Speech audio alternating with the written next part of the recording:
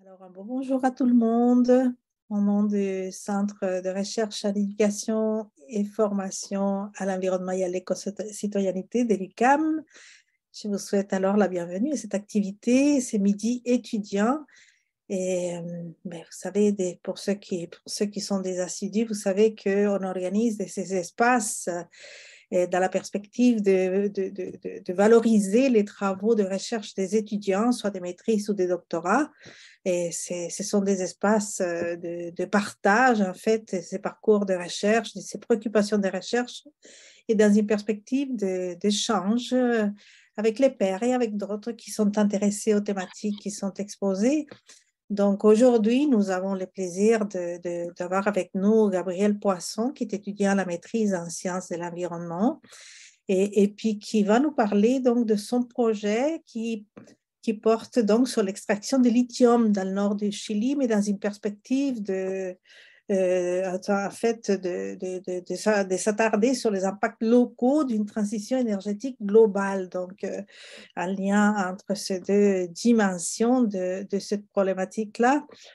Et puis, voilà, il s'agit d'une recherche qui s'inscrit dans un plus grand projet. C'est les projets que certaines les connaissent déjà, c'est les projets Résiste Action, les dimensions critiques et politiques de l'éducation relative à l'environnement en contexte de conflits socio-écologiques et les rapports à l'émergence alternative. Et c'est un projet qui implique une équipe de recherche autant d'étudiants de maîtrise que de doctorats, surtout du domaine des sciences de l'environnement. On a eu en fait depuis le début de ce projet qui a démarré en 2018, une série de personnes qui ont été impliquées. Et puis, c'est un projet aussi qui a toute une équipe de collaborateurs de recherche avec d'autres chercheurs du domaine de l'éducation relative à l'environnement et aussi des collaborateurs de recherche du milieu, comme des personnes du Comité pour les droits humains en Amérique latine, qui est une organisation de solidarité internationale, Chantal Levert, des regroupements québécois des groupes écologistes, Maud Prudhomme, en fait, qui est de l'équipe de coordination du Front commun pour la transition énergétique, Hugo Lapointe de la Coalition pour que le Québec ait Mine et Rodrigue Turgeon en fait, de Mining Watch. Et pour l'autre terrain, parce que c'est un projet qui s'intéresse à deux réalités contrastées, celle du Québec et du Chili, nous avons les directeurs de l'Observatoire latino-américain des conflits environnementaux, puis nous avons aussi les co-directeurs de l'Observatoire des droits citoyens du Chili, qui est également chercheur à l'Université australe. Alors voilà, c'est un projet donc qui s'intéresse au processus novateur de co-apprentissage qui se forge au sein de situations, de mouvements sociaux qui sont en mouvance autour de conflits socio-écologiques associés à l'expansion extractive et qui s'intéressent aussi au processus de formation à l'éco-citoyenneté qui se mettent en place à l'intérieur de ces mouvances, tout comme également la construction d'alternatives écosociales dont des principes se clarifient, puis ils se socialisent au sein de ces mouvances sociales. Alors voilà, je ne dirai pas plus sur ces projets. Je vous inviterai peut-être à aller voir resistaction.uqam.ca. C'est le site web qui présente donc ces grands projets qui va de 2018 et qui s'achève normalement l'année prochaine, et dans lesquels on a répertorié donc les cas de conflits autant au Québec qu'au Chili et dans lesquels s'inscrit la recherche que Gabriel Poisson va nous présenter à l'instant. Et je lui laisserai donc le microphone. C'est à toi, Gabriel. Bonjour tout le monde. Est-ce que vous m'entendez bien? Oui, parfait. Je suis très content de voir tout le monde qui est ici pour entendre parler de ma recherche que personnellement je trouve très fascinante. C'est un sujet qui me fascine de se pencher sur les impacts d'une transition écologique. Je suis content de voir des visages familiers de ma cohorte de, de, de maîtrise. Sarah, Maude, Clara, peut-être qu'il y en a d'autres. Il y a aussi Philippe, puis toutes les autres personnes que je connais pas, bienvenue. Donc, je vais partager mon écran ici.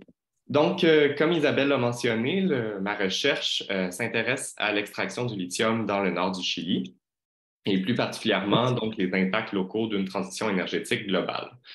Je suis affilié au Centraire, au projet Résistaction, dirigé par Isabelle, et je fais partie de l'Institut des sciences de l'environnement de l'UQAM. Donc, ma présentation va se poursuivre comme suit. Je vais présenter la problématique en premier. Par la suite, je vais vous présenter un petit peu les milieux dans lesquels j'insère ma recherche, donc qui sont les salars d'Atacama et les salars de Maricunga, où on retrouve une grande quantité de lithium dans le nord du Chili. Ensuite, je vais présenter mes objectifs, quelques éléments du cadre conceptuel. Je vais présenter ma méthodologie brièvement. Je vais passer à travers la collecte de données qui vient d'être effectuée au cours des mois d'octobre et septembre passés. Ensuite, je vais vous présenter les résultats préliminaires qui viennent d'être recueillis et on va passer aux questions et aux commentaires. J'ai deux petits nota bene en bas. Les droits d'auteur, j'ai écrit Gabriel Poisson. Je voulais juste mentionner que mon partenaire a aussi pris quelques photos, mais je ne sais pas lesquelles ont été prises par lui et par moi. Donc, je voulais juste lui donner les crédits pour les photos. Et les espèces identifiées, ben, au cours de la présentation, j'ai aussi mis des photos d'espèces fauniques qui sont présentes dans les territoires que j'étudie. Et puis, j'ai essayé le mieux possible de les identifier, mais je voulais juste vous avertir que je ne suis pas un biologiste et qu'il ne faut pas les prendre à la lettre. Donc, je suis pas mal 95% sûr de ce que j'avance, mais je voulais juste rappeler ça aussi pour être sûr qu'il n'y ait pas de malentendu. Donc, les éléments de ma problématique, c'est une problématique très large, en fait, qui recoupe au niveau mondial, mais aussi au niveau plus national, le Chili. On s'entend qu'on est dans une crise climatique qui on fait face aux plus grands défis auxquels l'humanité va être mis de l'avant, donc les changements climatiques, et on a une nécessité globale de réduire nos émissions de gaz à effet de serre. Pour ce faire, il y a plusieurs pays, plusieurs entreprises qui ont recours aux technologies qu'on dit les technologies vertes, donc les technologies qui ont un faible taux d'émission de gaz à effet de serre. Et ça engendre une augmentation de la demande en matériaux stratégiques. Les matériaux stratégiques, c'est des métaux qui sont souvent identifiés. En fait, c'est des éléments qui sont nécessaires à la construction des technologies vertes. Donc, le lithium en fait partie, mais on pense aussi au cuivre, au nickel, aux terres rares, puis à d'autres éléments qui sont essentiels à la transition énergétique. Comme j'ai dit, le lithium fait partie de ces matériaux stratégiques. C'est une composante essentielle des batteries lithium-ion qui font partie des automobiles électriques qui sont en train de briser le marché en ce moment au niveau mondial. Là. Il y a une grande demande pour les autos électriques. Par la suite, la problématique va s'intéresser un petit peu plus au niveau national. Le modèle chilien économique, c'est un modèle néolibéral depuis l'arrivée de la dictature en 1973. En fait, les entreprises sont vraiment mises de l'avant comme des moteurs de transformation de la société chilienne, des moteurs d'avancement. Et puis, c'est un modèle qui donne beaucoup de droits aux entreprises, qui a mené, entre autres, en fait, il y a plusieurs... c'est un pays très inégalitaire, le Chili.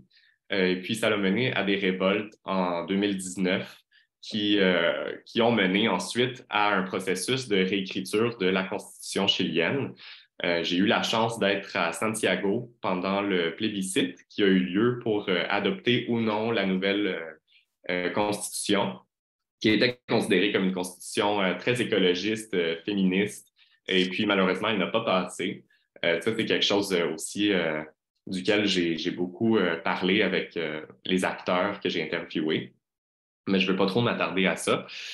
Ensuite, quelque chose qu'il faut mentionner au Chili, c'est que c'est le seul pays au monde où il y a un marché privatisé sur les droits de l'eau. En fait, je pense qu'il y a d'autres endroits aussi où l'eau peut être vendue, mais c'est vraiment un système de marché unique au monde, au Chili, à partir de la Direction générale des eaux. Et puis ça, ils vendent des droits d'utilisation de l'eau aux entreprises. Et ça cause beaucoup de problématiques parce que certaines populations se retrouvent sans eau, en fait, pour subvenir à leurs besoins. Et puis, Comme pas mal partout en Amérique, il y a des communautés autochtones et des communautés allochtones qui vivent sur les territoires affectés par l'extraction du lithium. Donc ça, c'est quelques éléments de ma problématique. C'est sûr que ça englobe un petit peu plus, mais je pense que ça fait quand même le tour pour bien comprendre le contexte dans lequel ma recherche s'inscrit. Et c'est assez proche des frontières de la Bolivie et de l'Argentine. Donc ici, à droite, il y a une carte des bassins versants du Salar. Donc, le Salar, ici, en tant que tel, en bleu, est alimenté d'eau par, à l'ouest, c'est la cordillère de Demeico. C'est une petite cordillère. Et puis à l'est, ben, c'est la cordillère des Andes qui alimente la grande majorité, comme vous pouvez voir, la grande majorité des eaux viennent de la cordillère des Andes. Donc, le Salar d'Atacama, c'est aussi reconnu comme le désert le plus sec au monde. Il pleut pas mal jamais là-bas. C'était vraiment impressionnant d'y être parce qu'il n'y a presque jamais de nuages, même dans le ciel. C'est vraiment un endroit très unique. Et puis, ben, c'est habité depuis des millénaires par des populations autochtones. Le Salar de Maricunga, quant à lui, il se retrouve dans la région d'Atacama, qui est la région au sud de la région d'Antofagasta. C'est un petit peu mélangeant parce que la région d'Atacama n'a pas le désert d'Atacama, mais plutôt le Salar de Maricunga. Il y a vraiment plusieurs salars au Chili, mais il y en a qui sont plus intéressants au niveau du lithium là, aux yeux des entreprises. Et le salar de Maricunga en fait partie.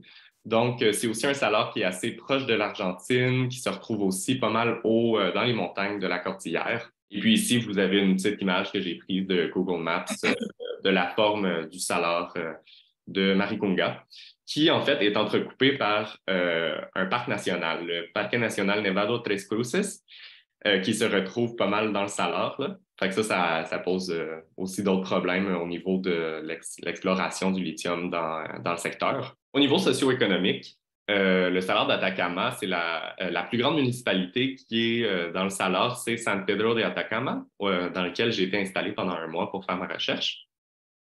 La commune de San Pedro compte environ 11 000 habitants, mais la ville en tant que telle, autour de 4 000. Et puis, il y a plusieurs municipalités autour de la ville.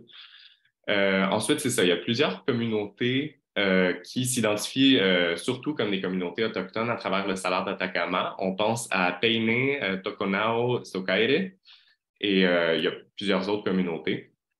Et puis, il y a un organisme central qui s'appelle le Consejo de Pueblos Atacameños, qui veut dire le Conseil des peuples atacameños. Et puis, ça représente 18 communautés qui se sont affiliées, entre autres pour faire front au gouvernement et aux entreprises. Puis, je voulais juste mentionner ici, là, les Pueblos Atacameños, c'est un synonyme au Licanantay. En fait, souvent, les deux sont utilisés pour définir les mêmes groupes autochtones. Donc, les peuples autochtones du Salar se définissent comme Licanantay. Et puis, le Salar d'Atacama, depuis assez longtemps, mais plus particulièrement la région de El Loa, non, la région d'Antofagasta et la province de El Loa, c'est des endroits qui sont très miniers.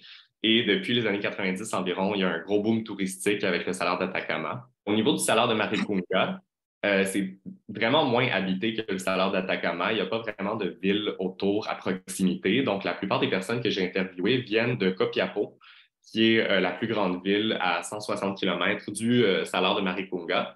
Mais il faut comprendre que c'est aussi une région avec des communautés autochtones, Koya, qui habitent dans la région d'Atacama. Donc, c'est des personnes qui utilisent et qui vivent dans l'écosystème du Salar de Maricunga depuis très longtemps, même s'il n'y a pas de lieu physique qu'on est capable de percevoir à l'intérieur même du Salar de Maricunga. Et puis, c'est un secteur qui a une importance écosystémique et touristique majeure. Donc, le tourisme n'est pas encore aussi fort que le Salar d'Atacama, parce que le Salar d'Atacama, c'est très touristique maintenant. Mais il y a un engouement envers le tourisme dans le Salar de Maricunga depuis quelques années. Donc, les situations conflictuelles autour des projets d'exploitation du lithium dans le Salar de Maricunga, il y a deux projets qui sont actifs en ce moment, qui effectuent de l'extraction du lithium. Donc, il y a le Complejo Industrial Salar de Atacama de l'industrie SQM. Et il y a le projet Planta Salar de Atacama qui appartient à Albemarle, mais qui a été acheté. Avant, ça appartenait à une entreprise qui s'appelle Rockwood Lithium jusqu'en 2015, je crois. Et aussi un projet qui est en train de se construire dans lequel il y a des intérêts canadiens. C'est pour ça ici que j'ai mis une petite feuille d'érable qui s'appelle le Atacama Lithium Project de la compagnie Wealth Minerals. Et puis, la compagnie Wealth Minerals a des intérêts canadiens à l'intérieur. C'est un joint venture, je pense, de plusieurs entreprises et il y en a une d'entre elles qui est canadienne. Au niveau du salar de Maricunga, il n'y a pas encore d'extraction de lithium en tant que tel au niveau industriel, mais c'est des projets qui sont en train de se préparer et puis c'est là que ça devient conflictuel parce qu'il y a beaucoup de personnes qui veulent garder le salar de Maricunga comme tel pour y développer le tourisme, entre autres, mais aussi parce que c'est des endroits, des écosystèmes extrêmement fragiles et très importants pour les populations de la région.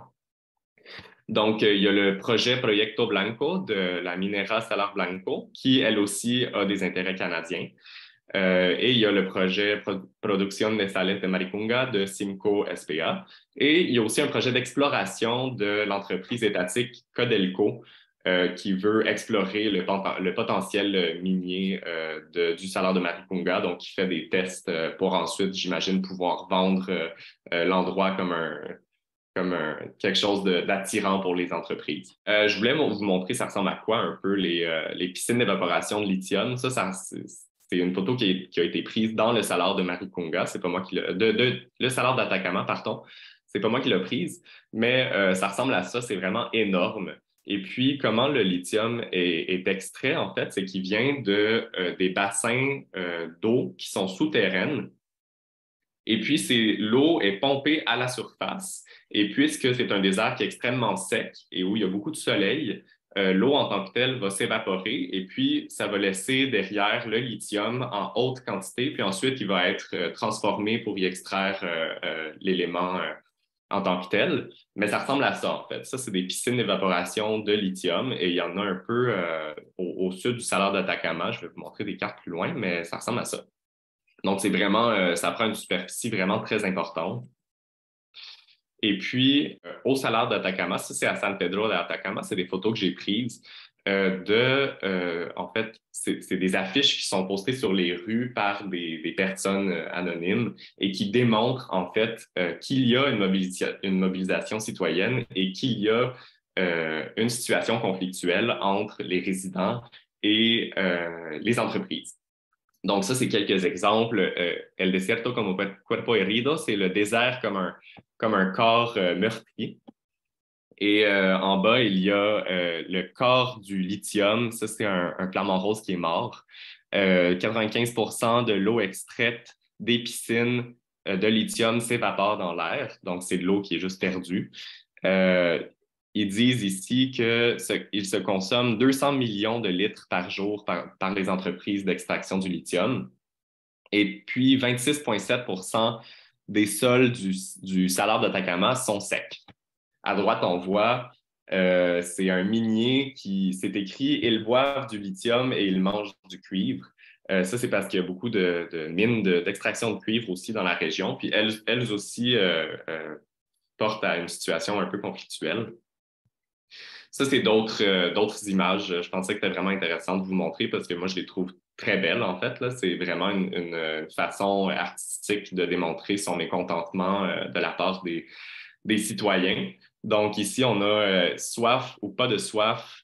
Le petit cochon ici, ça dit la faute, ce n'est pas la faute du lithium, mais de ceux qui en ressortent le profit. Et puis, ils ont mentionné Esekoeme et Albemarle. Et ici, le reste du petit cochon, c'est les écosystèmes. Ça, ici, à droite, ça dit le puri, c'est le mot eau en langue Kunza. Le Kunza, c'est la langue qui est parlée par les populations, les Kanantai. Donc, l'eau sacrée, le maïs a toujours poussé avec de l'eau et pas avec du lithium. Et ça, c'est vraiment central dans San Pedro de Atacama. Fait que c'était juste pour vous montrer, en fait, ici, ça dit il faut prendre soin de l'eau. Et puis, c'est ça, c'est vraiment, quand on arrive à San Pedro, c'est vraiment très important, là, la quantité d'affiches qui sont présentes et qui dénoncent les impacts de l'extraction du lithium. Donc, on vient ici à l'objectif de ma recherche, qui est de dresser un portrait de la situation conflictuelle associée à l'extraction et à l'exploration du lithium dans les salars d'Atacama et de Maricunga, dans le contexte d'une transition énergétique globale. Donc, je veux juste être sûr que c'est bien compris que dans le salar d'Atacama, il n'y a pas encore d'extraction, mais il y a une situation conflictuelle parce qu'il y a beaucoup de claims miniers qui ont été achetés et il y a des projets qui se présentent. Et puis, il y a les populations locales qui ont peur, en fait, que les mêmes impacts de l'extraction du lithium qui sont perceptibles dans le salar d'Atacama vont, en fait, arriver dans le salar de Maricunga. Donc, ce qui m'intéressait, en fait, c'était potentiellement de démontrer les impacts dans le salar d'Atacama pour montrer ce qui va potentiellement arriver dans le salar de Maricunga aux yeux des acteurs impliqués. Au niveau des objectifs spécifiques, j'ai 3 objectifs spécifiques de ma recherche qui ont guidé mes entrevues et mes observations. Donc, identifier les impacts environnementaux, sociaux et culturels de l'exploitation et de l'exploration de lithium dans les déserts d'Atacama et de Maricunga selon les acteurs affectés. Cerner les préoccupations et les perceptions des acteurs face au discours de la transition écologique qui place les entreprises extractives au centre de la solution et identifier des pistes de solutions au regard des perceptions des personnes affectées par l'augmentation rapide de la demande globale en lithium. Au niveau de mon cadre théorique, ici, j'ai inscrit plusieurs éléments. J'ai essayé de les regrouper de manière un peu logique, là. Donc, dans le cadran en haut à gauche, on a des éléments tels que le racisme environnemental, la justice environnementale, le néocolonialisme, l'extractivisme et les conflits socio-écologiques. Donc ça, c'est le racisme environnemental et la justice environnementale, c'est assez central dans ma recherche parce que c'est au Chili, c'est souvent les endroits autochtones qui sont affectés par des projets extractifs. Et puis, la justice environnementale, ben moi, je la vois aussi au niveau global parce que c'est pas seulement à l'intérieur du Chili, mais juste au niveau mondial, c'est souvent l'Amérique latine, l'Afrique et l'Asie où on a des projets extrêmement polluants puis qui ont des impacts écologiques très importants. Et puis, les ressources sont souvent extraites et sont envoyées vers le nord global. Donc, ça, c'est des éléments du cadre théorique que je trouvais très importants. Ensuite, on a des éléments ici tels que le capitalisme vert, le développement durable, la transition énergétique contre la transition écologique, parce que ça, c'est vraiment une différence que je fais dans ma recherche. La transition énergétique ne veut pas nécessairement dire transition écologique et vous allez sûrement voir pourquoi au cours de ma présentation. Et le capitalisme vert, en fait, c'est de dire qu'on peut répondre aux défis des changements climatiques à travers un système, sans modifier le système, mais en mettant l'accent sur des technologies vertes telles que les autos électriques, par exemple. Ensuite, dans le cadran en bas à droite, j'ai des éléments tels que la décroissance, la sobriété heureuse, l'écologie politique, l'éco-citoyenneté, la solidarité internationale. Ça, je les ai regroupés ensemble parce que c'est plus des formes de réponse face aux problématiques des 2 autres cadrans que j'ai présentés. Donc, la décroissance, c'est un sujet qui m'intéresse depuis assez longtemps. L'éco-citoyenneté, on s'entend que c'est quelque chose d'assez important pour notre centre de recherche et puis c'est quelque chose qu'on peut étudier dans le cadre de cette situation conflictuelle. Et puis en bas à gauche, il y a des éléments tels que l'autochtonité, la territorialité, les mobilisations citoyennes et les apprentissages écosociaux. Donc ça, c'est quelques éléments de mon cadre théorique que je voulais vous présenter. Au niveau de ma méthodologie, mon type de recherche, c'est une recherche qualitative et interprétative. Et je voulais aussi mettre en gras le fait que c'est une recherche qui se prétend être une recherche critique. Et je me suis fait demander au cours de mon processus de comité d'éthique pour avoir mon certificat pour faire des entrevues, pourquoi est-ce que je n'allais pas interviewer des personnes qui travaillent, par exemple, dans l'industrie du lithium? Et puis, ma réponse, c'est parce que ma recherche, en fait, je souhaite donner la parole aux personnes qui ont souvent pas de parole. En fait, je veux me positionner du côté des mouvements sociaux plutôt que de me positionner du côté des entreprises et de l'État. Donc, ça, c'est quelque chose que je trouve aussi très important. Et puis, c'est une étude de cas, ma recherche.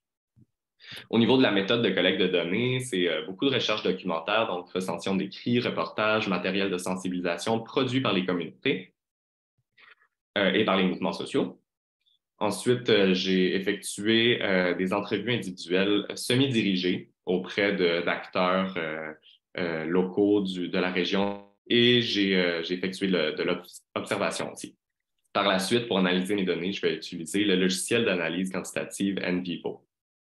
Et c'est pas mal là que je suis rendu dans ma recherche en passant, là. Donc, je vais vous présenter ma collecte de données, comme je disais, qui a eu lieu entre septembre et octobre 2022, donc c'est très récent. Au cours de ma collecte de données, de mon terrain, j'ai effectué 15 entrevues semi-dirigées en personne avec les populations du Salar d'Atacama et par Zoom parce que j'ai malheureusement pas eu le temps d'aller visiter le Salar de Maricunga en personne. Donc, j'ai parlé par Zoom aux personnes qui sont concernées par la situation conflictuelle du Salar de Maricunga et de l'arrivée des projets des intérêts de lithium. J'ai effectué plusieurs visites de terrain au cours de ma collecte de données avec les acteurs et souvent sans les acteurs. J'ai effectué de l'observation et de la documentation, comme vous pouvez voir. Ça, ici, j'ai eu la chance, quand j'étais un peu plus haut dans les montagnes, de pouvoir voir de mes yeux les piscines d'évaporation. Je sais que c'est pas la même qualité que l'autre photo que je vous ai présentée plus tôt, mais ça m'a quand même fait un drôle de sentiment après plusieurs années d'étudier ces piscines-là, puis enfin de pouvoir les voir en personne. Je sais que la qualité est pas super, mais on peut déjà voir l'étendue de comment est-ce que ça prend de la place, en fait, là, ces piscines d'évaporation. C'est vraiment énorme dans le salar d'Atacama. Donc, c'est le temps de vous présenter mes résultats préliminaires. Je vais juste vous dire tout de suite que comme j'ai mentionné, je reviens tout juste de mon terrain. Je suis encore en train d'écrire mes verbatims, là. J'ai à peine commencé. Et puis, c'est vraiment des résultats préliminaires. Donc, je veux pas que ce soit pris à la lettre, là. Mais je pense que ça donne quand même vraiment une bonne idée d'où est-ce que ma recherche s'enligne. Donc, en général, ce que j'ai pu observer, c'est un sentiment de colère et d'abandon. Mais de l'autre côté, il y a quand même un désir de reprendre en main le territoire et la culture de la part des personnes que j'ai interviewées. Donc, au niveau de mes objectifs, le premier objectif, c'était d'identifier les impacts environnementaux, sociaux et culturels de l'exploitation et de l'exploration du lithium dans les déserts d'Atacama et de Maricunga. À travers mes entrevues, j'ai vraiment pu voir que les personnes étaient particulièrement affectées par l'impact sur l'eau, parce que souvent, on va dire de l'industrie minière du lithium que ce n'est pas une industrie minière de métal, c'est une industrie d'extraction de l'eau. Parce qu'à la base, ce qui est extrait des sols, c'est l'eau en tant que telle. Et ce qui est évaporé aussi, c'est l'eau. Donc, c'est vraiment une industrie d'extraction de l'eau, en fait, l'extraction du lithium. Et puis, j'ai très souvent entendu ces trois mots qui m'ont été dits par les acteurs que j'ai interviewés, le agua es vida, qui veut dire l'eau, c'est la vie. Et puis, il y a vraiment une très grande importance qui est mise sur l'eau, en fait, dans le territoire. Considérant aussi que c'est le désert le plus sec au monde, l'eau n'est pas là en très grande quantité, donc il faut en prendre soin. Il y a une diminution, comme j'ai dit, de la quantité et de la qualité d'eau disponible pour les communautés. Ça affecte l'agriculture et la subsistance. Quand je dis subsistance, c'est littéralement juste de pouvoir boire un verre d'eau. Parfois, l'eau est coupée à certains moments de la journée à San Pedro de Atacama. Il y a une diminution de la population de Flamands dans le Salar d'Atacama. Il y a une récente étude, qui est une très grande étude, là, que je pense que ça l'a étudié des recensions de population de Flamands entre les années 80 puis maintenant. Puis sur 11 ans, en fait, dans les 11 dernières années, ils ont aperçu une diminution de 10 à 12 de la population de Flamands dans le Salar d'Atacama, qui est assez important. Et puis, cette étude a quand même levé le drapeau rouge là, pour dire qu'il fallait faire attention à ce qu'on faisait dans le désert parce que ça affectait au premier plan la faune. Il y a des émanations de poussière qui surviennent des piscines. Et il y a des effets potentiels sur les saisons et sur le climat. Ça, je pense pas que d'après mes recherches, ça n'a pas été prouvé scientifiquement, mais c'est quelque chose qui m'a été raconté par des acteurs qui vivent là depuis très longtemps, en fait, des personnes qui sont nées dans le désert et qui vivent là depuis 40 ans, qui m'ont dit que l'été, parfois, prend plus longtemps à arriver, puis il fait plus froid longtemps. Donc ça, je peux vraiment pas m'avancer puis dire que c'est la faute de l'industrie minière du lithium, mais je fais juste relayer des informations qui m'ont été transmises de la part de certains acteurs qui vivent là-bas et qui ont remarqué un changement dans les saisons. Après ça se peut que ce soit les changements climatiques en général, mais je pense que c'est quand même intéressant parce que ça vient modifier en fait l'hydrographie au complet du désert, donc il y a des possibilités que ça ait un impact sur le climat. Selon les acteurs, il y a un manque de transparence de la part des entreprises face à la quantité d'eau qui est pompée. C'est quelque chose qui est très commun au Chili, en fait, là, que les entreprises vont tricher puis ils vont pomper plus d'eau qu'il leur est accordé. Et là, il y a eu un problème légal avec l'entreprise SECOEME, qui est une des deux entreprises qui extrait du lithium dans le Salar, où il a été prouvé qu'ils ont pompé plus d'eau que permis. Et puis, il y a des communautés autochtones du Salar qui les ont poursuivis ou qui ont intenté au gouvernement une plainte face à SECOEME. Et puis, les acteurs que j'ai interviewés, il y en a presque la moitié qui m'ont dit, sans que je leur nomme, la zone de sacrifice. Puis ça, c'est un concept que j'ai oublié de mettre dans mon cadre théorique, mais c'est des zones de sacrifice. En fait, c'est des endroits qu'on va complètement sacrifier au nom du développement économique et où les personnes qui y vivent sont affectées au premier plan par des projets industriels polluants ou contaminants. Donc, zone de sacrifice.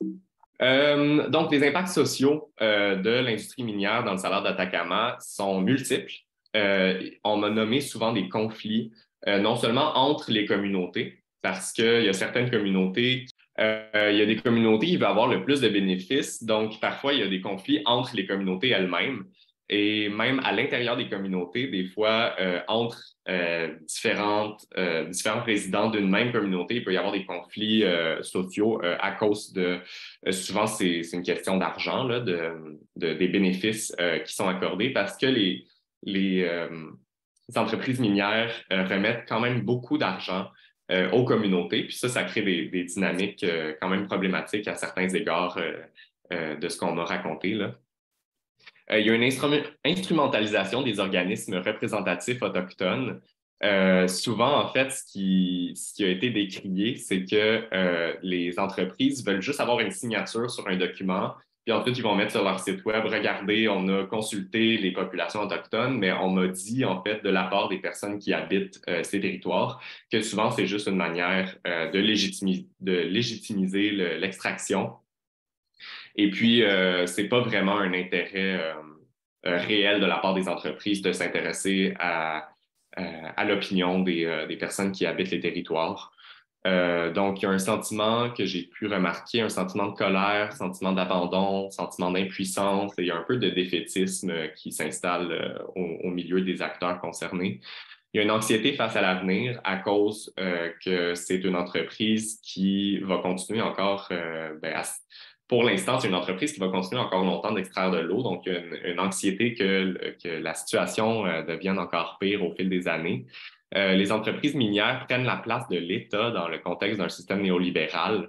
Les services aux populations, là, ici, j'ai mis une photo d'une clinique, d'une clinique dentaire, en fait, dans une des communautés. Ça, c'était à Socaire. Puis vous voyez, en fait, qu'il y a vraiment beaucoup de services qui sont offerts par les entreprises extractives plutôt que par l'État. Puis ça pose des problématiques au niveau de, si on commence à critiquer les entreprises extractives, c'est qui va venir nous offrir ces services que l'État ne nous offre pas. Donc, souvent, il y a une espèce de côté on est un peu obligé d'être du côté des entreprises minières parce que c'est elles qui vont améliorer nos routes, c'est elles qui vont construire des écoles, qui vont construire des centres communautaires, des centres sportifs. Puis, au niveau du Salar de Maricunga, il y a des impacts potentiels sur le tourisme de ce qu'on m'a relayé de la part des acteurs, qu'il y a une crainte que le tourisme ne puisse pas prendre de l'élan. Au niveau des impacts culturels, de ce qu'on m'a dit à travers mes entrevues, c'est que ça participe à une perte progressive de la culture autochtone dans la région. Le fait que plusieurs membres des communautés travaillent pour les entreprises extractives, ça fait en sorte qu'ils n'ont plus beaucoup de temps pour s'organiser et pour participer à des cérémonies. Les horaires de travail des entreprises sont assez différentes du 9 à 5 qu'on connaît. Souvent, en fait, c'est qu'ils vont passer une semaine sur les chantiers. et une semaine à la maison. Et ça fait en sorte que si pendant la semaine qu'ils sont sur les chantiers, il y a une fête, je sais que le 1er août, c'est très important pour les communautés. Là-bas, il y a une célébration centenaire qui se célèbre là-bas le 1er août. Mais si tu es sur ton chantier le 1er août, tu ne peux pas participer avec ta communauté à ces cérémonies-là. Donc, ça pose des problèmes culturels. On m'a nommé que les impacts sur l'agriculture avaient des impacts sur la culture parce que l'agriculture fait partie de la culture chez les populations autochtones du Salar d'Atacama, entre autres. Et puis, c'est quand même quelque chose d'important parce que l'eau, le maïs, tout ce qui est poussé, tout le contact avec la terre, c'est quelque chose duquel on m'a beaucoup parlé. C'est quelque chose qui est en train de se perdre, en fait, parce que l'économie extractive vient remplacer un peu cette économie de subsistance. Au niveau de la dépendance économique des acteurs face aux entreprises extractives, j'en ai un peu glissé un mot, mais il y a une difficulté de la passation des savoirs autochtones entre les générations. Et puis, il y a une adoption rapide d'une culture globalisée. L'exemple de l'Halloween, c'est qu'on m'a nommé qu'il y a 20-25 ans, on ne célébrait pas l'Halloween à San Pedro de Atacama, mais là, c'est vraiment on est en train d'adopter une culture un petit peu plus américaine à ce niveau-là. C'est quelque chose qu'on remarque de manière globalisée de toute façon, mais ça fait en sorte que les pratiques traditionnelles, des fois, soit vont s'inspirer de ça ou vont complètement disparaître, là. Donc, au niveau de mon deuxième objectif, cerner les préoccupations et les perceptions des acteurs à la transition écologique. Il y a un sentiment d'injustice généralisé. Pourquoi est-ce que c'est nous qui devrions payer le prix de la transition énergétique? Surtout quand les autos électriques sont conduites en Europe et en Amérique du Nord et en Chine, entre autres. Mais pourquoi est-ce que c'est eux qui devraient payer le coût écologique, social et culturel? La transition énergétique est en train de reproduire les mêmes dynamiques qui ont causé l'urgence climatique. Donc, c'est vraiment une logique d'extraction, une logique d'accumulation, puis il n'y a pas beaucoup de prise en compte des écosystèmes. C'est ça, on m'a souvent dit que les véhicules électriques, c'était pour les pays riches, que de toute façon, au Chili, il n'y a pas un système électrique assez bien construit pour conduire des autos électriques. De toute façon, ce serait impossible de se recharger. Fait que ça, c'est une critique qu'on m'a dite. Et puis, les matières sont exportées, comme je l'ai mentionné. Identifier les pistes de solutions au regard des perceptions des personnes affectées, c'est mon objectif numéro 3. Et puis, on m'a beaucoup parlé de revaloriser les cultures locales et les traditions. Il faut changer le système économique néolibéral chilien. J'ai mentionné la nouvelle constitution. Ça, c'est quelque chose qui a déplu à plusieurs personnes que le plébiscite n'est pas passé parce que la majorité des personnes que j'ai interviewées avaient voté pour le changement constitutionnel qui était beaucoup plus écologique. Il faudrait impérativement déprivatiser l'eau au Chili. On critique l'usage de l'automobile individuelle pour peut-être potentiellement mettre de l'avant la mobilité durable comme le transport collectif et utiliser le tourisme comme levier d'éducation relative à l'environnement. De notre part, ce qu'on peut faire, c'est amplifier les voix des populations affectées et prendre davantage en compte les impacts environnementaux, sociaux et culturels de l'extraction du lithium sur le cycle de vie des véhicules électriques. Mes réflexions finales. Est-ce qu'on va sacrifier des territoires au nom de la transition écologique? Les entreprises du lithium, d'extraction de lithium, est-ce qu'elles cherchent vraiment à participer à la transition écologique ou est-ce qu'elles cherchent à profiter d'une tendance croissante du marché pour faire plus de profit?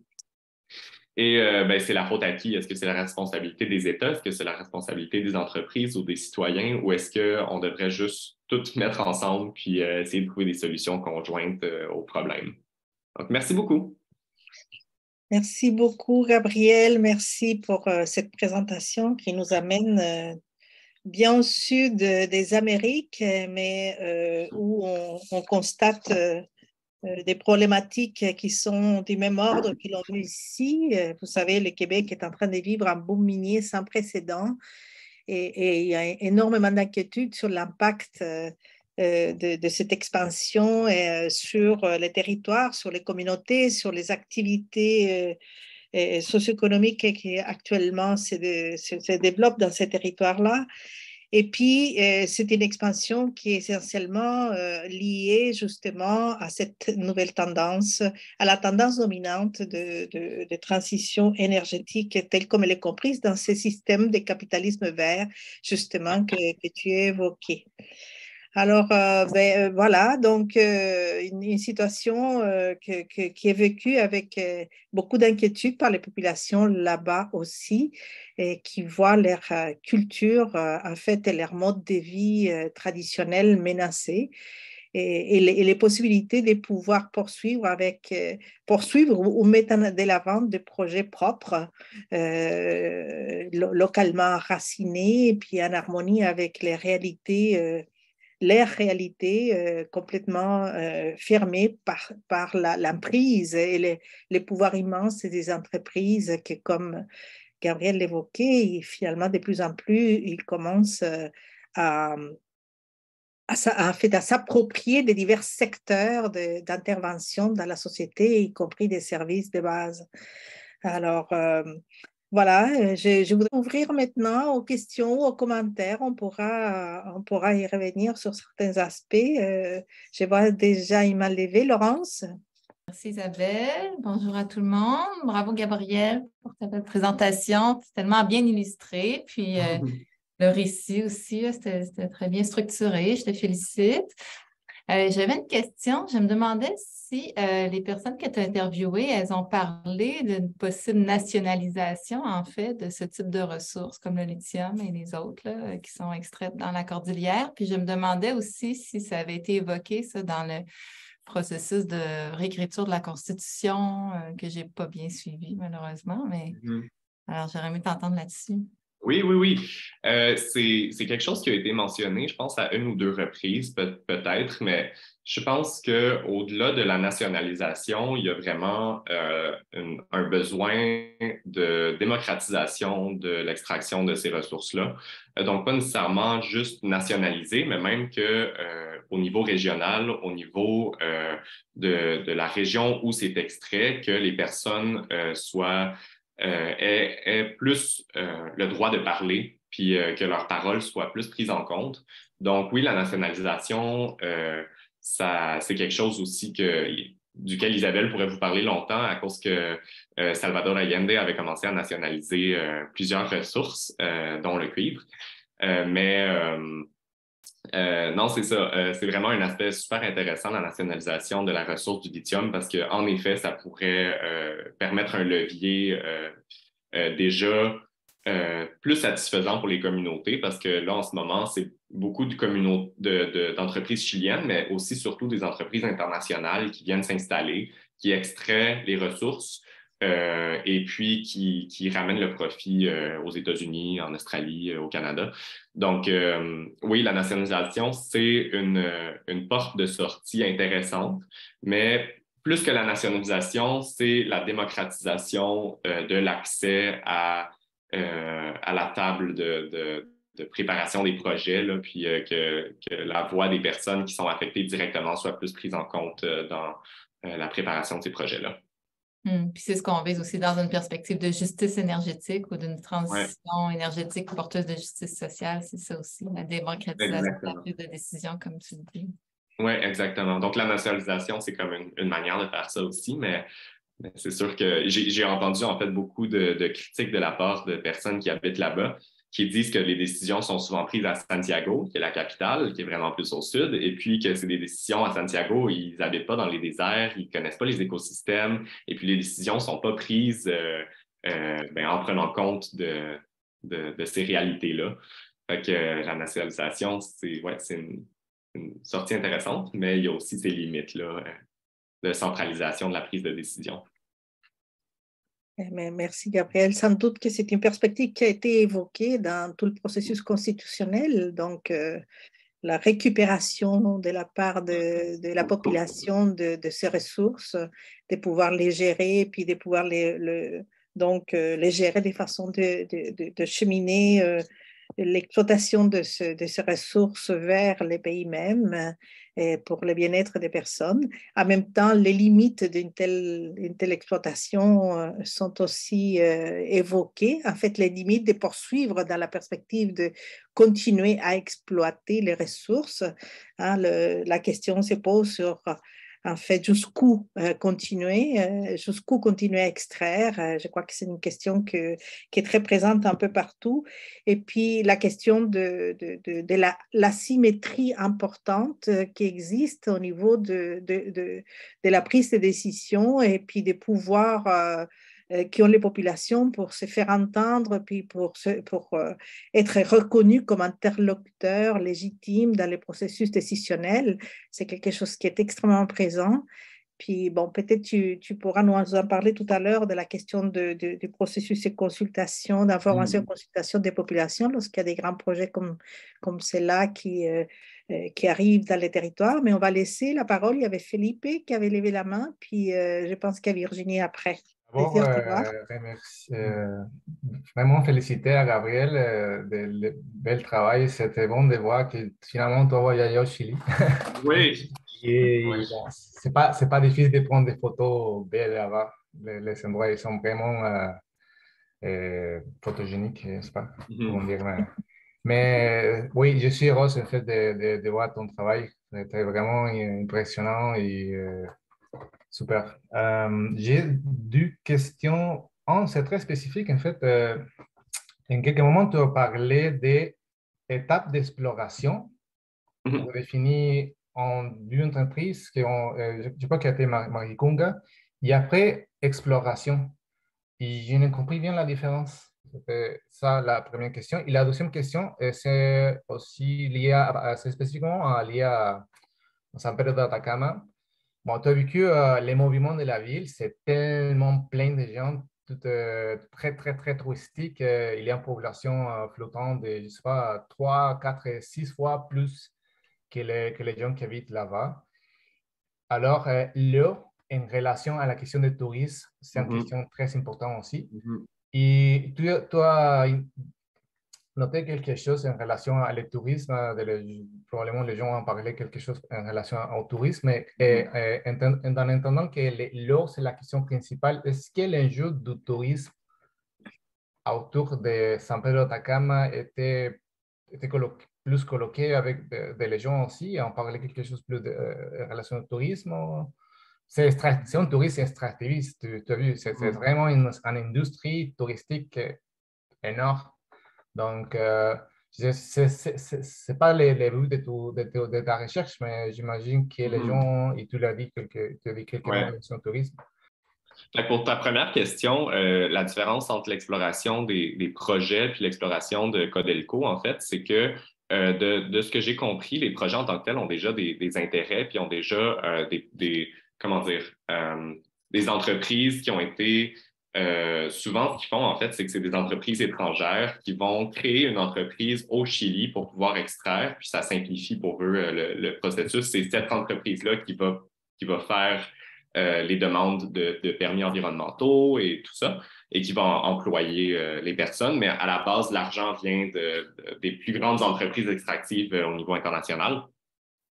Et puis, la distinction que je voulais faire dans le salaire de Maricunga, c'est qu'il y a deux projets qui ont déjà tout ce processus d'effectuer de formation d'une entreprise chilienne, d'achat de claims miniers, tout ça. Et de ce que j'ai compris, Codelco fait seulement de l'exploration pour sortir de l'information au niveau de la quantité de lithium dans le salaire de Maricunga, mais il n'y a pas encore une volonté de la part de Codelco d'extraire. Donc, les deux projets privés, c'est vraiment des projets qui visent à explorer, savoir où extraire, puis qui ont déjà une image, là, qui veulent aller de l'avant avec la formation de piscines d'évaporation, entre autres. Là. Mais Codelco, c'est plus des recherches au niveau d'analyse pour ensuite potentiellement vendre ces informations-là ou juste les mettre de manière publique pour attirer des investissements étrangers. Donc, je ne sais pas si ça répond bien à ta question, là. Et puis, au niveau du tourisme et de l'eau, ça, c'est vraiment quelque chose duquel on m'a parlé beaucoup parce qu'en effet, c'est une ville qui est au milieu du désert et le tourisme, c'est vraiment des très grande population qui arrive, ça y va par centaines. Là. Des fois, il y a des personnes qui viennent pour juste quelques jours et tout. Puis c'est vrai que le tourisme met une très grande pression sur l'eau dans la région. C'est quelque chose qui m'a été évoqué par des personnes qui habitent là-bas, mais en même temps, c'est toujours difficile de savoir quelle eau est-ce que c'est les tourismes, quelle eau est-ce que c'est le lithium, sauf que la quantité d'eau qui est pompée par le lithium est vraiment tellement plus que la quantité d'eau qui est bue par les touristes, qui est utilisée, que on pense que les impacts sur l'eau seraient potentiellement vraiment plus importants de la part de l'industrie du lithium que de la part du tourisme. Et aussi, c'est pas les mêmes impacts sur l'eau parce que le tourisme va boire de l'eau ou consommer de l'eau pour leur douche, tout ça. C'est de l'eau de surface qui vient des Andes, tandis que où il y a aussi des bassins qui sont en train de se vider à cause du tourisme. C'est des bassins d'eau non salée. Mais au niveau du lithium, c'est que ça a des impacts vraiment sur l'écosystème en général. Fait que le tourisme, c'est comme, oui, ils sont en train de vider les réserves d'eau potable, mais le lithium, c'est un regard plus écosystémique, les impacts de l'eau du lithium. Fait que je ne sais pas si ça répond à ta question, là. Mais oui, en effet, le tourisme amène plusieurs problèmes là, qu'on m'a mentionnés. D'ailleurs, il y a beaucoup de déchets qui se produisent à cause du tourisme. Ça, c'est quelque chose qu'on m'a mentionné aussi. Fait que, ouais. Super, merci. De rien. Merci, Gabriel. On va laisser la parole à Virginie qui veut poser une question. Oui. Merci beaucoup. C'était vraiment super intéressant comme présentation. Puis c'est vraiment un excellent orateur. Félicitations. Merci. Puis je me pose la question, en fait, est-ce que les populations sur place sont au courant, ou sont conscientes de quels sont les enjeux auxquels ils pourraient, en le fond, demander d'être consultés? Par exemple, tu mentionnais l'idée de fournir des services, par exemple, dentaires ou par exemple, d'accommoder les horaires en fonction des fêtes culturelles. Je me demandais si c'est quelque chose qui était discuté ou mentionné chez eux. Ensuite, je me posais aussi une autre question par rapport à est-ce que l'eau utilisée pour la production du lithium, est-ce qu'il y a une partie de l'eau qui serait réutilisable ou recyclable, ou est-ce qu'il y a une façon de revaloriser cette eau-là? Est-elle polluée? Est-ce que c'est possible d'utiliser ailleurs dans le milieu, finalement? Oui. Je vais répondre tout de suite à ta deuxième question parce que c'est une question que je trouve super intéressante. En fait, c'est que les entreprises d'extraction du lithium dans le Salar, c'est vraiment l'option la moins chère de construire des piscines, de laisser l'eau s'évaporer parce que dans le fond, c'est un mécanisme, ils utilisent le soleil, c'est vraiment quelque chose qui leur coûte pas cher. Puis c'est une décision économique à la fin de la journée là, pour eux, en fait, de laisser l'eau s'évaporer, puis ensuite de ramasser le lithium dans ce qui reste. Il y a des systèmes qui sont en train d'être développés pour repomper l'eau dans les nappes phréatiques sans le lithium, sans les éléments, parce qu'il n'y a pas juste le lithium, il y a aussi du potassium, il y a d'autres choses qui sont extraites. Mais en effet, c'est vraiment ce qui est triste, c'est que c'est une décision qui est purement basée sur les intérêts des entreprises, puis c'est l'option qui leur coûte le moins cher. Fait que ce qui a été aussi critiqué là, dans ces projets-là, c'est que les entreprises veulent juste sauver de l'argent, mais c'est l'option la moins chère, mais c'est celle qui a le plus d'impact environnementaux parce que l'eau, comme j'ai montré dans une des affiches qui était mise sur un des murs dans San Pedro de Atacama, c'est que l'eau, 95% est évaporée. Fait que c'est vraiment une eau qui disparaît. Elle ne disparaît pas, là, elle reste dans l'air puis elle s'en va ailleurs, mais c'est juste, elle sort des nappes phréatiques. Puis, c'est ça. C'est vraiment, ça, c'est un des enjeux importants, là, c'est vraiment que les entreprises veulent que ça coûte le moins cher possible. Est-ce que tu peux répéter la première question? Je me demandais en fait si les populations étaient conscientes des enjeux ou des zones où est-ce qu'ils pouvaient négocier finalement éventuellement avec les entreprises. Ben, je ne sais pas à quel point c'est avancé cette idée-là, mais est-ce qu'elles sont conscientes? Ben oui, mais on pourrait comme accommoder le calendrier ou oui, on pourrait comme demander qu'ils versent de l'argent plutôt au gouvernement pour nous pour nous donner des services Ouais. de santé? Ben, en ce moment, les entreprises font beaucoup affaire avec la CPA, qui est le Conseil des peuples autochtones de l'endroit. Et puis, cet organisme-là, en tant que tel, j'ai entendu beaucoup de critiques face à comment est-ce que c'est géré, parce que même ça, en fait, c'est un organisme qui représente 18 communautés autochtones à travers le salaire d'Atacama. Mais l'argent n'est pas tout le temps bien investi. Il y a quelques suspicions de où est-ce que l'argent va vraiment, tu sais. Puis souvent aussi, les entreprises vont juste s'arranger avec cet organisme-là qui représente les communautés pour faire passer...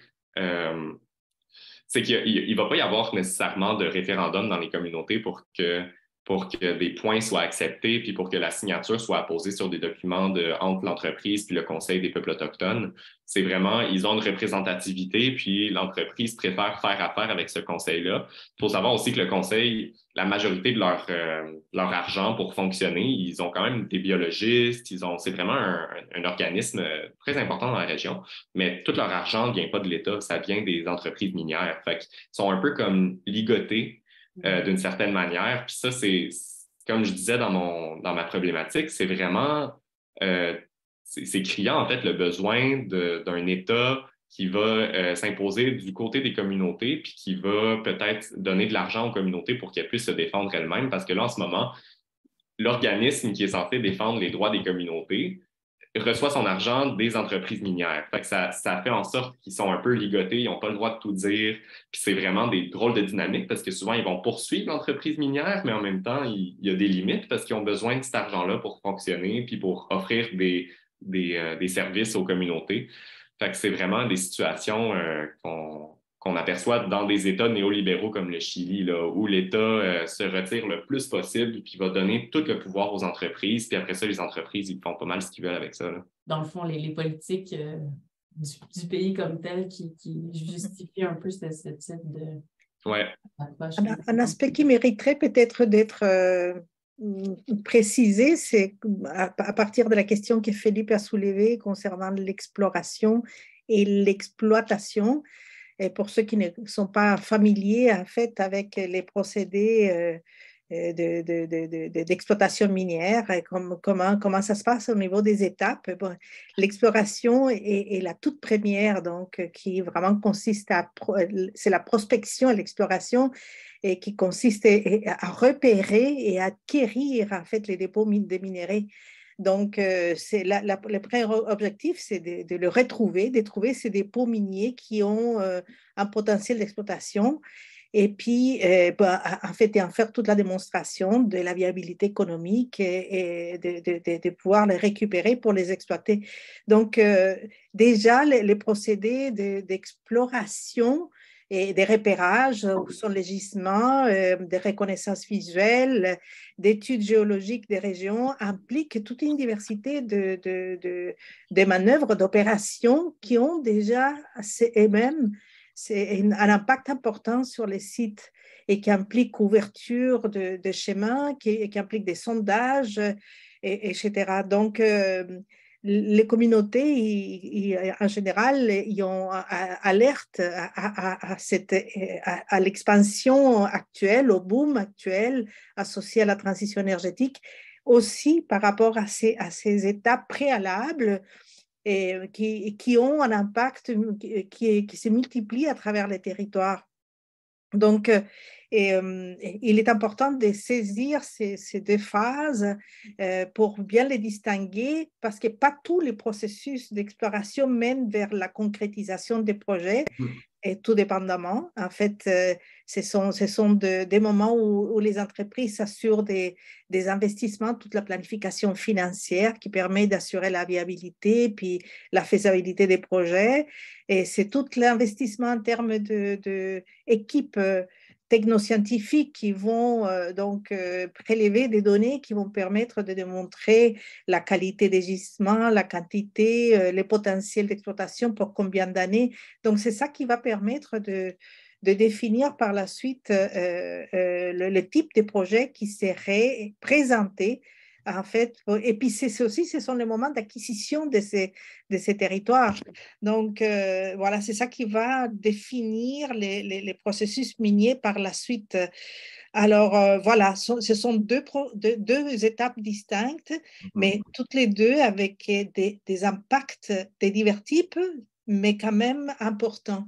Et c'est important de bien prendre conscience qu'il y a des impacts quand même importants aussi dans la phase d'exploration. Il y a Gabriel qui a soulevé, je pensais, à lever la main. Je vais me lancer. Mais merci, Gab, pour ta présentation, puis bravo pour ton terrain, puis ton travail. Ça s'annonce vraiment passionnant comme résultat. J'avais une question par rapport aux dynamiques du conflit. Je veux savoir si les citoyens, entre eux, il y avait comme des divisions ou si le conflit est vraiment entre, mettons, les populations puis l'entreprise, parce que de ce que je comprends, l'État est très retiré de ça. Puis aussi, tu parlais beaucoup des populations autochtones, mais je me demandais s'il y avait des populations allochtones qui habitent aussi ces endroits-là, mettons, autres que les touristes, puis si ça fait des dynamiques particulières là, dans un pays qui est très colonisé finalement. Oui, ça c'est vraiment une question super pertinente, puis vraiment très complexe, parce que au sein même, premièrement, il y a des populations autochtones dans le Salar d'Atacama, entre autres, qui ont une espèce de hiérarchie de privilèges, si je peux le dire comme ça. Là. Ceux qui viennent de San Pedro de Atacama, c'est des personnes qui ont été colonisées, ça fait plus longtemps, qui sont un petit peu même plus pâles. Puis j'ai interviewé des personnes qui viennent des plateaux des Andes, là, de vraiment haut dans les montagnes. Et puis eux, ils disent qu'ils ne se ressentent pas vraiment représentés, par exemple, par le Conseil des peuples autochtones, parce que c'est des personnes, le Conseil des peuples autochtones, c'est des personnes qui professionnellement représentent des personnes autochtones et puis qui n'ont pas nécessairement un contact avec la terre qui est aussi profond que celui que les personnes qui viennent des Andes. Puis il y a beaucoup de racisme, même à l'intérieur de ces communautés-là. Là, j'ai interviewé des personnes qui disaient qu'ils se faisaient traiter de boliviennes, qui étaient utilisées comme insulte, là, parce qu'elle venait des montagnes, par des personnes qui maintenant travaillent pour le Conseil des populations autochtones, par exemple. Là. C'est vraiment comme des dynamiques super complexes à comprendre. Puis, au niveau, ta première question, c'était entre les personnes. L'affaire, c'est que la région est depuis très, très longtemps une région minière. Puis, ça fait partie de la culture là-bas. Maintenant, en tout cas, là, ça fait partie de la culture que tu as beaucoup de personnes dans ta famille qui vont travailler pour les mines. Puis, ça fait en sorte que le fait qu'il y ait des entreprises minières qui sont là, c'est un fait établi, puis tout le monde vit avec, puis il y a beaucoup de personnes qui en profitent. Mais par exemple, j'ai interviewé une femme dont le mari et le fils travaillent pour les entreprises minières, mais elle m'a dit qu'elle était contre l'entreprise minière. C'est juste qu'ils ont besoin de l'argent, en fait. Fait que souvent, c'est pas nécessairement je suis contre ou je suis pour, c'est plus j'y vais puis je suis pas critique de ce qui se passe ou je vais avec ce qui se passe, mais je suis critique de la manière que c'est fait, je suis critique de la place qu'on a dans la prise de décision. Puis oui, il y en a qui sont aussi complètement anti-extractifs, mais c'est vraiment, il y a un gradient important entre les personnes qui sont vraiment pro-extractives et les personnes qui sont vraiment contre l'extraction. Puis il y a des nuances aussi à apporter, là, dans le sens où il y a des personnes qui sont contre, mais qui sont un peu obligées de travailler pour les entreprises extractives parce que c'est des bons emplois, parce que c'est des populations qui sont historiquement plus pauvres. Mais entre les communautés, souvent, il y a des communautés qui vont signer des accords en premier avec les entreprises minières, puis là, qui vont recevoir de l'argent. Puis il y a d'autres communautés qui disent « Ah, ben nous aussi, on est affectés, on veut un accord, nous aussi. » Fait que j'ai un peu exploré quelles communautés avaient signé en premier, puis après ça, il y a plein de communautés qui ont juste pris le même papier, puis qui ont voulu recevoir les mêmes bénéfices, en fait. Là. Fait que ça crée des dynamiques un peu complexes entre les communautés. Parce qu'après ça, tu as des communautés dont la plupart des personnes sont un peu plus critiques. Il y a moins de personnes qui travaillent dans l'entreprise minière. Plus proche de San Pedro, par exemple, là, il y a beaucoup de personnes qui travaillent dans l'entreprise touristique, tandis que les petits villages à travers le Salar, il y a beaucoup de personnes qui travaillent dans l'entreprise minière. Fait que ça crée des dynamiques intéressantes entre les communautés. Ouais. Ça, c'est un phénomène d'ailleurs qu'on observe un peu partout. En fait, Ouais. d'abord, c'est des communautés hétérogènes, c'est pas un tout homogène et tout le monde avec la même vision. Ça, c'est la première chose. Deuxième chose, ce sont souvent des communautés qui sont déjà en contexte de précarité socio-économique. Donc, c'est des populations vulnérables en ce sens-là. Et ce sont des populations aussi qui vivent ces passages d'une manière ou d'une autre. C'était ce passage obligé, disons, social, vers l'idée d'un progrès, d'un développement. Donc, certains encore sont dans la subsistance et activités traditionnelles. Ici, beaucoup l'élevage des moutons, des lamas, d'alpagas, ou de l'agriculture traditionnelle, mais il y en a d'autres qui progressivement, avec enfin, surtout la convoitise du tourisme, il y a une conversion d'activité. Puis, comme partout, les entreprises savent parfaitement bien toucher cet aspect sensible, puis arrivent avec l'idée d'apport au progrès, apport au développement local, l'ouverture, la possibilité d'avoir des emplois. Et donc, sans doute que c'est un attrait qui est quand même important pour les populations. Et puis, parfois, il y a un lien de dépendance qui se crée. Gabriel l'a bien mentionné, un lien de dépendance qui fait en sorte qu'il y a une sorte de bâillonnement qui se produit justement pour ne pas risquer cette source de revenus, que même si la plupart des fois, c'est quand même insécure comme source de revenus, parce que, bon, tout dépendamment des changements qui se produisent à l'entreprise, c'est quand même une source de revenus importante. Il faut dire que au Chili, en général, les employés ou les ouvriers qui travaillent dans les mines sont considérés l'aristocratie ouvrière parce qu'ils ont des salaires bien au-dessus de la moyenne de la majorité des travailleurs.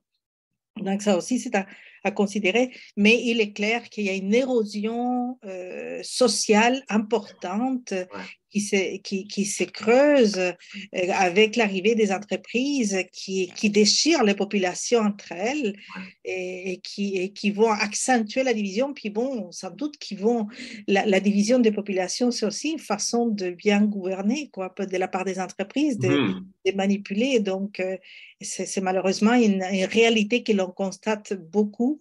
Alors, ça devient extrêmement déchirant pour les populations parce que parfois au sein des mêmes familles, on constate des divisions importantes et puis des chicanes qui font parfois, qui mènent vers des ruptures. Alors, c'est quand même, c'est quand même une situation qui est inquiétante à ce niveau-là. Il y a une main levée, oui. C'est Daniela. Daniela. Merci, c'était super intéressant. Puis justement, on est vraiment comme dans cette croissance vers ce marché-là. Donc, je pense que c'est super pertinent que tu as établi déjà cette recherche pour justement possiblement que les entreprises s'en inspirent et regardent justement les enjeux potentiels que tu as soulignés.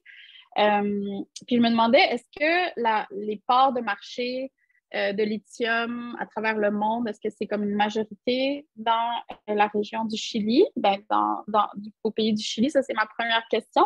Puis ma deuxième question, c'est est-ce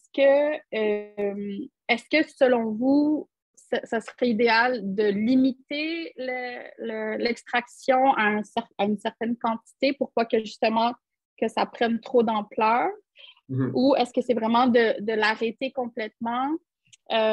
Puis, c'est quoi votre vision vers l'avenir? Donc, mes deux questions. OK. Oui, c'est une responsabilité que de répondre à ces questions. Ça me fait plaisir. On est là de sa recherche, mais sans doute qu'elle a eu l'occasion de réfléchir à ces grandes questions. Ouais. Oui. Puis c'est des questions que j'aurais aimé. La plupart des questions, c'est des trucs que j'aurais aimé rajouter dans mon PowerPoint, mais j'étais assez limité. Les parts du marché, en fait, le Chili a vraiment une très importante part du marché au niveau global. C'est le deuxième exportateur de Chili au monde, de lithium au monde. Le premier, c'est l'Australie.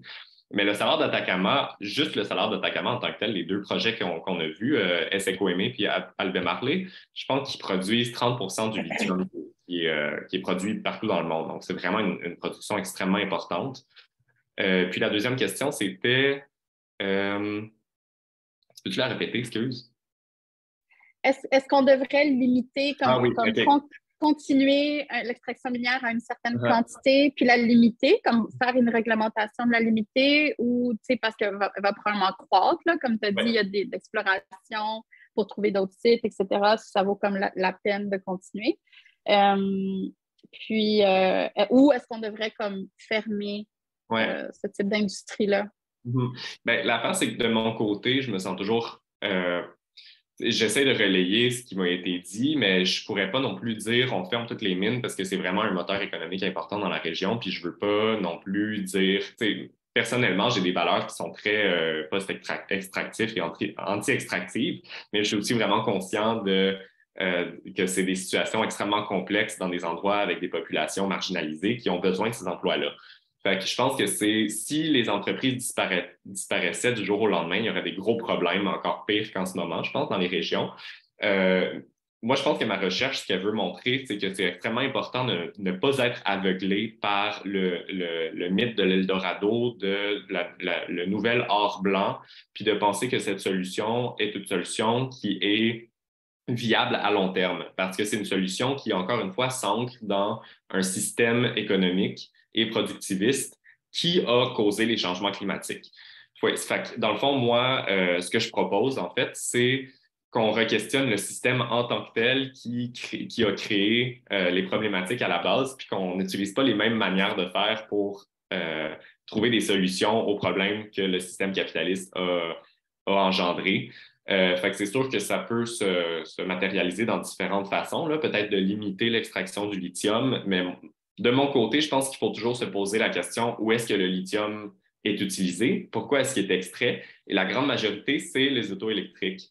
Ça, c'est vraiment la part du marché qui va augmenter dans les années qui viennent, c'est l'auto individuelle électrique. Puis ça, c'est vraiment important à prendre en compte parce que je pense que ce qui est important, c'est que la mobilité devienne de moins en moins individuelle, en fait. C'est parce qu'on ne peut pas se permettre de changer toutes les autos qui sont sur la route en ce moment par des autos électriques parce que des écosystèmes comme le Salar d'Atacama et de Maricunga vont juste complètement être, comme mentionné, vont devenir des zones de sacrifice.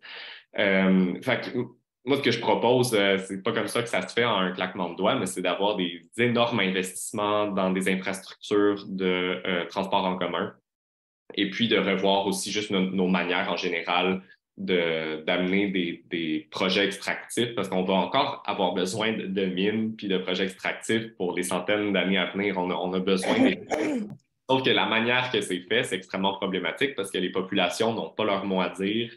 C'est fait sans prendre en compte les limites des écosystèmes.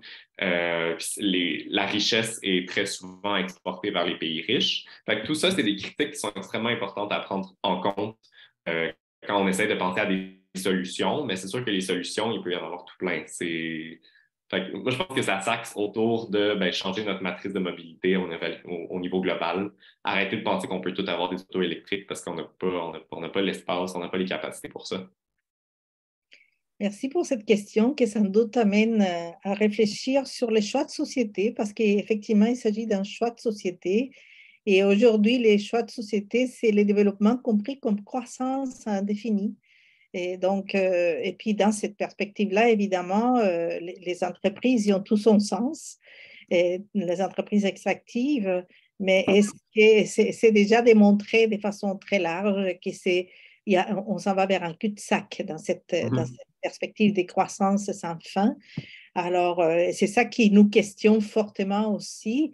Et c'est sûr qu'au niveau local, comme ça a été évoqué, ça représente une perspective d'emploi, des revenus, mais est-ce qu'on se base que sur ces questions-là ou on regarde plus intégral des situations en se disant, il vient de l'évoquer Gabriel, c'est un système qui s'est avéré nocif pour la vie. Et puis qui met en échec la vie même, qui met en fait à risque majeur la vie même. Alors, est-ce qu'on poursuit dans la même veine juste parce qu'il y a une contribution économique locale une contribution entre guillemets, il faut dire aussi, parce que c'est à double tranchant cette contribution-là. Hein. C'est une contribution en danger, menace, risque, tout ça combiné, quoi. Alors, et puis qui freine la perspective de l'émergence des formes de vie locale qui soient plus en harmonie avec ces milieux-là. On n'a pas parlé, mais ça pourrait être les thèmes de notre fois des rencontres sur la question des territorialités et sur les territoires autochtones qui sont en grande partie aussi en fait revendiqués, ne sont pas reconnus. Je dirais 25% des territoires d'Atacama qui sont des territoires ancestraux qui ont été reconnus à date et c'est un dossier qui est là, présent encore. Donc, bon, il y a toutes ces questions territoriales aussi et qui sont aussi en jeu, en fait, et à considérer. Mais je crois que sur ce, on pourra fermer pour aujourd'hui. Merci beaucoup de l'intérêt de tout le monde. Merci infiniment, Gabriel, pour cette belle présentation et qui nous ouvre tellement des portes de réflexion et des questionnements, puis d'éventuelles nouvelles recherches à faire. Nouveau retour au Chili, peut-être, ou Je d'autres l'espère. raisons, Oui. ou des problématiques comme ça sont présentes. Alors, merci à chacune, à chacun d'avoir été là jusqu'à ce moment-là, jusqu'à 1h20. Et surtout, merci, Gabriel. Alors, à Oui, une merci à tout prochaine le monde fois. d'être venu. Au revoir.